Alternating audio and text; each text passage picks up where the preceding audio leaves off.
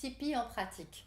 Comment ça se passe? La personne arrive et donc elle vient avec une problématique, avec une situation qui a été compliquée pour elle. Par exemple, on va prendre une situation de claustrophobie. Donc ici, dans mon cabinet, elle se remet dans la situation qui l'a dérangée, donc la situation de claustrophobie. Elle ferme les yeux, elle a à ce moment-là des sensations physiques que peut-être elle n'a pas senties quand elle était dehors dans cette situation.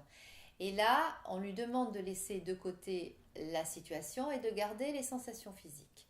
Les sensations physiques vont évoluer jusqu'à ce qu'elles évoluent jusqu'à un certain point. À ce moment-là, on demande à la personne de réouvrir les yeux et on retourne pour valider dans la séance de départ, qui était la séance de la claustrophobie, avec sa situation et on lui demande de nous donner les sensations physiques qu'elle peut avoir.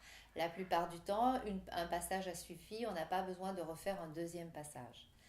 Donc là, il n'y a plus de sensations physiques au deuxième passage pour un premier rendez-vous. Lors du deuxième rendez-vous, on demande à la personne comment ça s'est passé quand elle s'est retrouvée dans une situation de claustrophobie. Si ça s'est bien passé, on peut prendre une autre situation de gêne dans sa vie, comme par exemple une situation d'agoraphobie, où elle ne se trouve pas bien dans la foule. Donc on va retravailler avec une vraie situation qu'elle a vécue entre les deux rendez-vous et on va refaire une même séance comme on avait fait au début. C'est une technique qui fonctionne bien, c'est une technique qui demande peu de séances et donc et on est nombreux à en avoir besoin pour prendre la parole en public, la claustrophobie, l'agoraphobie.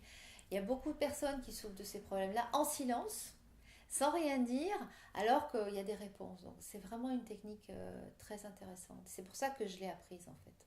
C'est parce que elle permet vraiment une autogestion. Et après, les personnes peuvent apprendre à s'autogérer et à faire elles-mêmes Tipeee pour elles-mêmes.